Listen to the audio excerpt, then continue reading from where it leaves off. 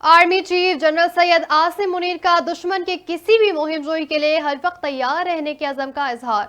सिपा सलार का रहीम यार खान का दौरा। आर्मी चीफ को मश्क शमशीर शहर के बारे में ब्रीफिंग दी गई। जंगी मशकों का मुशाहिदा किया। मश्क के दौरान फौजियों के साथ दिन गुजारा। मश्क में पाक फिजाइया के तैयारों ने भी हिस्सा लिया। लग गया दंगल, सज गया मैदान। कौन बनेगा इस बार सदर पाकिस्तान? आसिफ अली जरदारी और महमूद खान अचकजई उतर गए मैदान में। मुल्क के 14वें सदर के इंतखाब के लिए कौमी सेनेट और चारों सूबाई असम्बली में वोटिंग का अमल जारी। पोलिंग का अमल शाम 4 बजे तक बिला तातुल जारी रहेगा। शहरी रहमान आसिफ अली जरदारी की पोलिंग एजेंट, सेनेटर शफीक तरीन महमूद खान अचकजई के पोलिंग एजेंट मुकर्रर हैं। सरबराह JUI की ना को हा में कोई भी ना बदल सका। सदारती इंतखाब में मौलाना फजलुर रहमान की हिमायत हासिल करने में हुकूमत और अपोजिशन दोनों नाकाम। राब्ता करने वालों को फजलुर रहमान ने कहा, JUI मजलिस आमला व अमूमी का वोटिंग में हिस्सा न लेने का फैसला है।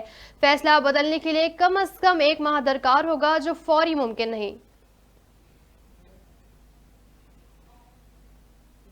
MQM पाकिस्तान के रहनुमा ख्वाजा इजहारुल हसन कहते हैं, वादे पूरे ना हुए तो वो वफादार नहीं तो हम भी दिलदार नहीं। हमारी उम्मीदें भी हैं, माजी में मायूसी भी मिली। मुतालबात और शिकायत एकदम से दूर नहीं हो सकते।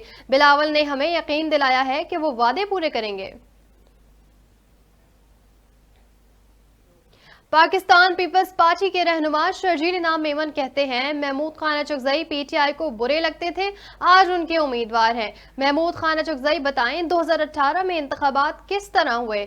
मजीद कहा, आसिफ अली जरदारी ने पार्लिमान को इख्तियारात दिए, वो भारी अक्सरियत से कामयाब होंगे। आसिफ अली जरदारी सदर बनने के बाद चारों सूबों को जोड़ेंगे। आज इलेक्शन के बाद पाकिस्तान की तरक्की का सफर शुरू होगा।